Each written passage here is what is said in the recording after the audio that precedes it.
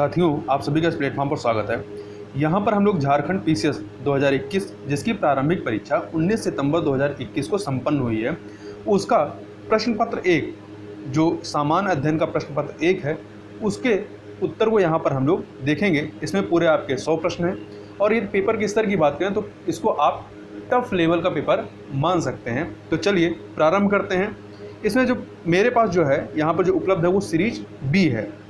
तो यहाँ पर जो सीरीज बी का जो पहला प्रश्न है वह है, नीति आयोग ने प्रत्येक राज्य या संघ राज्य क्षेत्र के लिए समेकित सूचकांक का विकास किया है जो प्रत्येक संधारणीय विकास के लक्ष्य की ओर होने वाली प्रगति को संकलित करता है और राज्यों को प्राप्तिकर्ता, अग्रणी, निष्पादक और आकांक्षी में वर्गीकृत करता है। इस समेकित सूचकांक के आधार पर निम्न में से कौन सा एक अग्रणी राज्य नहीं है?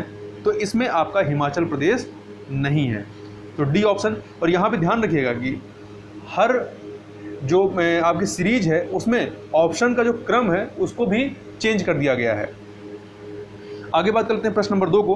भारत में शीर्षक पंक्ति वाली मुद्रास्फीति आधारित होती है या हेडलाइन इन्फ्लेशन जो है, शीर्षक पंक्ति वाली मुद्रास्फीति या हेडलाइन इन्फ्लेशन, ये आपकी आधारित होती है उपभोक्ता मूल्य सूचकांक संयुक्त CPIC पर, अर्थात ए ऑप्शन इसका सही हो जाएगा। आगे चलते हैं। अगला प्रश्न है, निम्न में से कौन सी एक संस्था ब्रेटन वुड्स संस्थानों से संबंधित नहीं है? तो देखिए, वर्ल्ड बैंक है, विश्व व्यापार संगठन है, अंतर्राष्ट्रीय मुद्रा कोष है, ठीक है, परंतु संयुक्त राष्ट्र इससे संबंधित नहीं है। आगे चलते हैं। देश के 29 राज्यों और 6 संघ राज्य क्षेत्रों के 312 शहरों कस्बों में आच्छादित भारत सरकार के राष्ट्रीय वायु गुणवत्ता मॉनिटरिंग कार्यक्रम के अंतर्गत निम्न में से किस मिश्रण को सभी जगहों पर नियमित मॉनिटरिंग के लिए चिन्हित किया गया है? तो इसके तहत चार जो चीज़ें हैं मिश्रण, उनको चिन्हित किया गया है। इस मिश्रण में आपके हैं सल्फर डाइऑक्साइड, नाइट्रोजन डाइऑक्साइड, निलंबित कणकीय पदार्थ अर्थात PM10 और सूक्ष्म कणीय पदार्थ PM2.5। तो डी ऑप्शन आपका सही, मतलब डी ऑप्शन आपका सही है। आगे चलते हैं। अगला है, गुणसूत्रों की वंशागत सिद्धांत दिया था, किसने दिया था? तो शूटन एवं बोबेरी के द्वारा दिया गया था। हिग्स बोसान को इससे भी जाना जाता है, मतलब किस नाम से? तो गॉड कण के नाम से या गॉड पार्टिकल के नाम से भी जाना जाता है। अगला प्रश्न है, यदि एक समय अंतराल में बाजारीय शक्तियों द्वारा विनिमय दर 60 रुपये प्रति डॉलर से बदलकर 65 रुपये प्रति डॉलर हो जाती है, तो ये क्या है? ये रुपये के मूल्य में ह्रास होना है। अगला है, निम्नलिखित में से कौन सा विद्युत चुंबकीय तरंग का उदाहरण नहीं है? तो जो सुपरसोनिक वेव्स, पराध्वनिक तरंग है, ये आपका विद्युत चुंबकीय तरंग के तहत नहीं आती हैं, अर्थात डी ऑप्शन आपका सही नहीं है, मतलब डी ऑप्शन इसका सही माना जाएगा। हवा में प्रकाश की चाल निर्भर करती है, तो हवा में प्रकाश की चाल है ये दाब, ताप और घनत्व पर निर्भर नहीं करती है। निम्नलिखित में से कौन सा कीट नहीं है? तो देखिए, घरेलू मक्खी, खटमल, मच्छर, ये सभी कीट में आते हैं, परंतु मकड़ी जो है ये कीट में नहीं आती है। प्रकाश उत्सर्जक डायोड के कार्य करने का सिद्धांत है वैद्युत संदीप्ति, डी ऑप्शन यहाँ पर सही है। अगला है, मेघ संगणना सेवा सम्मिलित नहीं करती है, तो यह जो है वैद्युत चुंबकीय वर्णक्रम आवंटन को सम्मिलित नहीं करती है। फैक्स एवं इलेक्ट्रॉनिक्स मेल प्रेषण में प्रयुक्त सूचना संकेत का रूप कैसा होता है? तो ये डिजिटल सिग्नल के फॉर्म में होते हैं। किस रूप में होते हैं? तो ये जो है आपके डिजिटल सिग्नल नहीं, ये आपका एनालॉग एवं डिजिटल सिग्नल दोनों के रूप में होते हैं। आगे चलते हैं। पौधों के द्वारा ली जाने वाली नाइट्रोजन का रूप क्या है? नाइट्रेट है। क्वांटम सूचना का सूत्र मूल मात्रक क्या है? तो बिट है ये। अगला देखते हैं, मक्का, आलू, गन्ना, मूंग फसल चक्र उदाहरण है किसके? तो ये 2 वर्षीय फसल चक्र के उदाहरण हैं। मैक्रोनी गेहूं का वास्तविक नाम क्या है? तो इसका वास्तविक नाम है ट्रिटिकम ड्यूरम, अर्थात सी ऑप्शन। प्रथम शाकनाशी का विश्व में उत्पादन हुआ था, कौन से शाकनाशी का? तो उसका नाम है 2,4-D। मूंगफली का अत्यधिक हानिकारक रोग क्या है? यह है आपका टिक्का। आगे चलते हैं। मुगलों के समय झारखंड का प्रदेश के नाम से जाना जाता था, किस नाम से जाना जाता था? तो ये कुकरा नाम से जाना जाता था, तो डी ऑप्शन। अंग्रेजों का झारखंड में सर्वप्रथम प्रवेश किस ओर से होता है? तो सिंह भूमि की ओर से हुआ था। भूमिज विद्रोह का नेता कौन थे? तो ये थे गंगा नारायण। भारत से विदेशों में बहुतायत में निर्यात की जाने वाली आम की कौन सी प्रजाति है? तो ये है आपकी अल्फांसो। आदिवासियों में विधवा पुनर्विवाह को मयारी कहते हैं, ये किन आदिवासियों में कहा जाता है? तो ये जो कोरवा आदिवासी होते हैं उनमें। घुमकुड़िया का क्या तात्पर्य? घुमकुड़िया का तात्पर्य है युवा गृह, यूथ डोरमेट्री। B option. निम्नलिखित में से किस पर्व से पहाड़ी खड़िया की आर्थिक स्थिति उजागर होती है? तो ये है आपका जेठ नवा खिया, अर्थात सी ऑप्शन। आदिवासियों का निवास स्थान टंडा के नाम से जाना जाता है। किन आदिवासियों का निवास स्थान? तो बिरहोर आदिवासी के निवास स्थान को टंडा के नाम से जाना जाता है। अगला है लोहा गलाना आदिवासियों का एक पारंपरिक पेशा है। किन आदिवासियों का? तो करमाली जो जो असुर आदिवासी हैं, असुर आदिवासी इनका है। निम्नलिखित स्थानों में से किसे मंदिर का नगर के नाम से जाना जाता है? तो मलूटी को। किसको? मलूटी को जाना जाता है। आगे देखते हैं, कैलाश पर्वत निम्न में से किस क्षेत्र में अवस्थित है? तो ये तिब्बत प्रदेश में या तिब्बत क्षेत्र में स्थित है। पालकोट की गुफाएं कहाँ स्थित है? तो पालकोट की गुफाएं जो हैं वो गुमला में, कहाँ पे? गुमला में स्थित हैं। आगे चलते हैं, अगला प्रश्न है, निम्न में से परमाणुवीय बिजली घर और राज्य का कौन सा मेल गलत है? तो देखिए, कैगा आपका उत्तर प्रदेश में नहीं है बल्कि कर्नाटक में, और कलपक्कम भी कर्नाटक में नहीं बल्कि तमिलनाडु में है। तो इस प्रकार से ए और बी दोनों ही आपके गलत हैं। तो इस प्रकार से इस प्रश्न का जो उत्तर है वो या तो आयोग हटा देगा, या तो ए और बी मानते हुए दोनों को मान लेगा, या सभी को इसका नंबर दे देगा। वंशागत संपत्ति के बिक्री पर कर लगता है, कौन सा? तो पूंजी लाभ कर लगता है। निम्न में से कौन सा शास्त्रीय नृत्य अपने वर्तमान स्वरूप में मुगल परंपरा से प्रभावित है? तो कथक है। विश्व की सर्वाधिक समस्यात्मक जलीय घास फूस कौन सी है? इच्छोरनिया है। अगला है, निम्न में से कौन लौह धातु का अयस्क है? तो आपका हेमेटाइट है। निम्न में से कौन सी शहरी जीवन की विशेषता नहीं है? तो अवैयक्तिक संबंध, इम्पर्सनल रिलेशनशिप जो है ये आपका शहरी जीवन की विशेषता नहीं है। 1947 से पहले 26 जनवरी को क्या कहा जाता था? तो पूर्ण स्वराज दिवस के रूप में इसे मनाया जाता था 26 जनवरी को। निम्न में से कौन सा सर्वाधिक घरेलू रासायनिक प्रदूषण का कारण है? तो मच्छर मारने वाले लच्छे का जलना, जो कोयल आते हैं, और कोयले का जलना। कोयले का जलना खाना बनाने का इस्तेमाल जहाँ पे होगा वहाँ पे कोयला जलाया जाएगा। तो इस प्रकार से यहाँ पर आप देखें तो ए और बी दोनों ही आपके अधिक हैं। अब आयोग इनमें से किसको मानता है वो आयोग पे डिपेंड करेगा। भारत में दूसरी सबसे बड़ी जनजाति कौन सी है? तो भारत में दूसरी सबसे बड़ी जनजाति जो है आपकी भील है। पहली आपकी गोंड है, दूसरी आपकी भील है। निम्न में से किसे 2019 में कुश्ती में राजीव गांधी खेल रत्न पुरस्कार दिया गया था? तो बजरंग पुनिया को। आगे चलते हैं, संयुक्त राष्ट्र द्वारा मानव अधिकारों की विश्वव्यापी घोषणा को कब अपनाया गया था? तो 10 दिसंबर 1948 को। निम्न में से किन्हें भारत के अंतरिक्ष कार्यक्रम का जनक माना जाता है? तो विक्रम साराभाई को। निम्नलिखित भारत के राज्यों में से कौन सा राज्य सर्वाधिक वनाच्छादित है? तो मिजोरम है। भारत के प्रधानमंत्री द्वारा शुरू की गई रो फेरी किन दो स्थानों को जोड़ती है? तो ये गुजरात के घोघा और दाहेज को जोड़ती है। निम्न में से कौन सा आपदा के बाद का उपाय है? तो आपदा के बाद क्या किया जाता है? रिकंस्ट्रक्शन होता है, पुनर्निर्माण होता है। तो बी ऑप्शन। ब्रिटिश प्रधानमंत्री विंस्टन चर्चिल ने नोबेल पुरस्कार जीता था। तो ये एक साहित्यकार भी थे, तो साहित्य के लिए इन्होंने जो है नोबेल पुरस्कार जीता हुआ था। भारत में राष्ट्रीय मानवाधिकार आयोग के वर्तमान अध्यक्ष कौन है? तो ये प्रश्न जो है जब बना था उस समय, मतलब जब बना रहा होगा ये जिस हिसाब से, तो न्यायमूर्ति एच एल दत्तू थे। मतलब जो वर्तमान में उसके पहले न्यायमूर्ति एच एल दत्तू थे, परंतु वर्तमान में जो हैं वो इनमें से कोई नहीं है, वो अरुण कुमार मिश्रा हैं। तो इस हिसाब से यह प्रश्न जो है डिलीट हो जाएगा। राष्ट्रीय आपदा प्रबंधन प्राधिकरण का गठन कब किया गया? 2005 में। भारत में वायु परिवहन कब प्रारंभ होता है? तो 1911 में। भारतीय राष्ट्रीय ध्वज के प्रारूप को किस दिन स्वीकार किया गया? तो 22 जुलाई 1947 को। भारत में उचित पारिस्थितिकी संतुलन बनाए रखने के लिए कितनी भूमि अनाच्छादित होने की सिफारिश की गई है? तो 33%। किस राज्य में सौर ऊर्जा के विकास की सर्वाधिक क्षमता है? तो राजस्थान में। निम्नलिखित में से किस परमाणु ऊर्जा संयंत्र की स्थापित क्षमता सर्वाधिक है? तो इन चारों में तारापुर की है। भारत में सर्वाधिक जनजाति कौन सी है? तो गोंड जनजाति है। टोडा जनजाति मुख्यतः कहाँ निवास करती है? तो ये तमिलनाडु और कर्नाटका में निवास करती है। भारतीय चारागाह एवं चारा अनुसंधान संस्थान कहाँ स्थित है? तो उत्तर प्रदेश के झांसी में। भारत का बृहत्तम प्राकृतिक बंदरगाह कौन सा है? तो ये है आपका मुंबई प्राकृतिक बंदरगाह, जबकि चेन्नई जो है ये प्राकृतिक बंदरगाह नहीं है। हिंदी के पश्चात कौन सी भारतीय भाषा विश्व में सर्वाधिक बोली जाने वाली भाषा है? तो ये हिंदी के बाद जहाँ तक ये बंगाली है, तो इसमें कन्फ्यूजन है, परंतु मेरे हिसाब से बंगाली होना चाहिए। भारत के किस राज्य में सड़कों का घनत्व सर्वाधिक है? तो केरल में जो है सर्वाधिक है इन चारों ऑप्शन में। आगे देखते हैं, चरवाक दार्शनिक प्रणाली है लोकायत प्रणाली, इसको लोकायत प्रणाली भी कहा जाता है। निम्नलिखित को काल क्रमानुसार व्यवस्थित कीजिए। तो सबसे पहले सातवाहन आते हैं, फिर वाकटक हैं, फिर चालुक्य, इनका शासन चलता है। तो आपका ABC ये क्रम रहेगा, डी ऑप्शन। मौर्य साम्राज्य के पेशावर के निकट उत्तर पश्चिम भाग में अशोक के शिलालेख थे, ये खरोष्ठी लिपि में थे।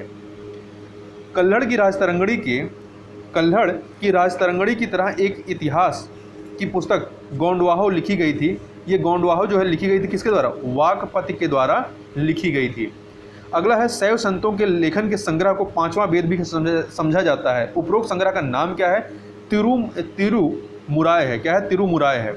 अगला है, निम्नलिखित राज्यों में से दो भाइयों हरिहर तथा बुक्का ने किसकी स्थापना की थी? तो हरिहर और बुक्का के द्वारा विजयनगर राज्य की स्थापना 1336 ईस्वी में की गई थी। पूर्वी भारत में प्रमुख भारतीय रोमन व्यापारिक स्थान कौन सा था? तो ये था आपका, ये तामलुक रहा है, परंतु ये रोमन में व्यापारिक स्थान कह रहा है, तो ये जहाँ तक तमिलनाडु का अरिकमेडु होना चाहिए, बी ऑप्शन। मध्यकाल की सरकार एक समग्र संरचना थी, ये विलय था किसका? तो फारस अरब तुर्क मंगोल और भारतीय तत्वों का, इसमें मतलब इनका सम्मिश्रण था। विशिष्ट अद्वैत सिद्धांत का संस्थापक कौन थे? तो रामानुजाचार्य थे। कुवैत-उल इस्लाम मस्जिद का 2.5 दिन का झोपड़ा कहाँ स्थित है? तो दिल्ली व अजमेर में यह स्थित है, और बनवाया किसके द्वारा गया था? कुतुबुद्दीन ऐबक के द्वारा। अगला है, आधुनिक भारत के इतिहास की निम्नलिखित घटनाओं को काल क्रम अनुसार व्यवस्थित कीजिए। तो देखिए, स्वदेशी आंदोलन आपका कब होता है? 1905 में। लखनऊ समझौता जो है आपका होता है 1916 में। मार्ले मिंटो सुधार 1909 में। अखिल भारतीय मुस्लिम लीग की स्थापना होती है 1906 में। इस हिसाब से आपका जो विकल्प बनना चाहिए वो बनना चाहिए ए, फिर डी, फिर सी और फिर बी। परंतु आप इस चारों ऑप्शन में देखिए ए, डी, सी, बी कहीं पे है ही नहीं। तो इस प्रकार से ये चारों विकल्प सही नहीं है, तो ये प्रश्न भी क्या होगा? डिलीट किया जाएगा। अगला है, प्रथम भारतीय शिक्षा आयोग की नियुक्ति किसने और किस वर्ष की थी? तो ये करते हैं लॉर्ड रिपन के द्वारा 1882 में। ए, भू राजस्व की स्थायी बंदोबस्त एवं रैयतवाड़ी प्रणाली क्रमशः प्रारंभ हुई थी कहाँ पे? बंगाल तथा मद्रास में।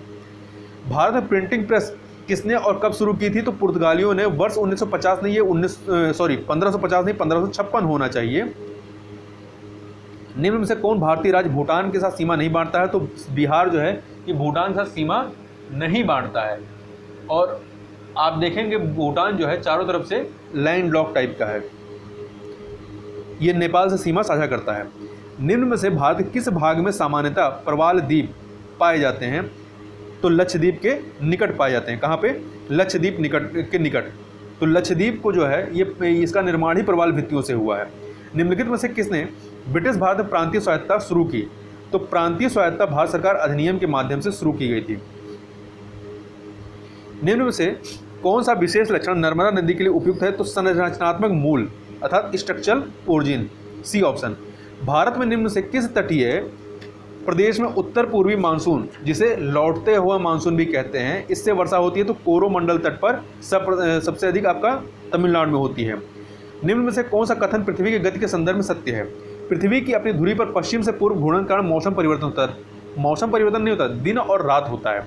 जबकि दूसरा जो कथन है, पृथ्वी के सूर्य के चारों ओर चक्कर लगाने के कारण धरती पर रात व दिन घटित होते हैं। नहीं, चक्कर लगाने के कारण जो होता है इसमें मौसम परिवर्तन होगा। तो दोनों ही असत्य हैं। भारतीय उपग्रह श्रृंखला इनसेट एक उदाहरण है किसका? मौसम विज्ञान संबंधित उपग्रह का ये उदाहरण है।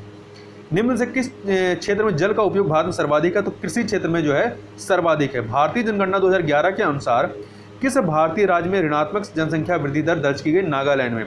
जबकि 2001 का जब जनगणना हुई थी उसमें सर्वाधिक जो विकास थी जनसंख्या की वो आपकी नागालैंड में ही थी। अगला है, निम्न में से कौन सा कथन भारत की लैटेराइट मृदा के संदर्भ में सत्य है? तो देखिए, इसमें जो लैटेराइट मृदा है उच्च ताप व भारी वर्षा वाले क्षेत्र में विकसित होते हैं, ये सही है, ठीक है। परंतु जो दूसरा वाला कथन है वो सही नहीं है। लैटेराइट मृदा जैविक समृद्ध होती है व पश्चिम बंगाल, असम और उड़ीसा में पाई जाती हैं। तो इसमें केवल आपका पहला कथन सही है, तो इसलिए डी ऑप्शन आपका सही हो जाएगा। अगला है, इसमें से कौन सा अनुच्छेद सुमेलित नहीं? तो देखिए, इतना डीप जाकर के पूछा है। इसमें आप देखिए जो सी वाला ऑप्शन है अनुच्छेद 22.2, ये जो है ये इससे सुमेलित नहीं है। आगे चलते हैं। भारतीय जनगणना 2011 के अनुसार निम्न में से किस भारतीय राज्य में नगरों की संख्या सर्वाधिक है? तो ये जो सर्वाधिक है कहाँ पे है? उत्तर प्रदेश में है। आगे चलते हैं। यह किसने कहा कि न्यायिक सक्रियतावाद को न्यायिक जोखिमवाद नहीं होना चाहिए? ये जो है जहाँ तक जो है न्यायमूर्ति रंजन गोगोई का कथन था, तो आप सी मान सकते हैं। अभी इसका कोई कंफर्म ऑप्शन नहीं मिला है। निम्नलिखित में से कौन सा वाद जमींदारी व्यवस्था संबंधित है? तो इसमें से देखिए कोई भी ऑप्शन आपका सुमेलित नहीं है, तो इसको भी आप हटा दीजिए जहाँ तक ये प्रश्न में डिलीट होगा। निम्नलिखित में से कौन सा अनुच्छेद राज्य विधानसभा में आंग्ल भारतीयों के प्रतिनिधित्व से संबंधित है? तो आर्टिकल 333 भारत में नियोजन के संदर्भ में क्या सत्य है? तो देखिए, राष्ट्र पुनर्निर्माण एवं सामाजिक नियोजन का प्रस्ताव कांग्रेस वर्किंग कमेटी ने अगस्त 1937 में वर्धा बैठक में स्वीकृत की, बिल्कुल सही है। हरिपुरा के अपने अध्यक्षीय भाषण में सुभाष चंद्र बोस ने योजना आयोग के माध्यम से राष्ट्र राज्य व्यापक नीतियों को स्वीकार करने की घोषणा की, ये भी सही है। मोदी सरकार ने योजना आयोग का नाम बदलकर नीति आयोग कर दिया, ये भी सही है, 2015 में किया गया। सुभाष चंद्र बोस ने 1938 में जवाहरलाल नेहरू की अध्यक्षता में राष्ट्रीय योजना समिति की निर्माण घोषणा की, ये भी सही है। तो चारों कथन आपके सही है, सी ऑप्शन आपका सही हो जाएगा। संघ लोक सेवा आयोग राज्य की आवश्यकताओं की पूर्ति के लिए सहमत हो सकता है राज्यपाल की मांग और राष्ट्रपति की संस्तुति पर। अगला है, सुशासन के संदर्भ में निम्नलिखित में से कौन सा सत्य नहीं है? तो धार्मिकता एवं भावुकता जो है ये इसके तहत नहीं आएगा। नगर पालिका का सदस्य चुने जाने के लिए कोई व्यक्ति निर्हित नहीं होगा 21 वर्ष की आयु पर सीमा पर, 21 वर्ष की आयु सीमा पर। Democracy and development in India from socialism to pro business नामक पुस्तक के लेखक कौन है? तो अतुल कोहली हैं। आगे चलते हैं। अगला प्रश्न है, भारतीय राजकोषीय संघवादी व्यवस्था में संसाधनों का केंद्र तथा द्वारा राज्यों का आवंटन किया जाता है। वर्तमान में निम्न से कौन सा संसाधनों के आवंटन का एक माध्यम नहीं है? तो गॉडगिल सूत्र के अंतर्गत जो योजना कार्यान्वयन के लिए स्थानांतरण है ये नहीं इस समय है।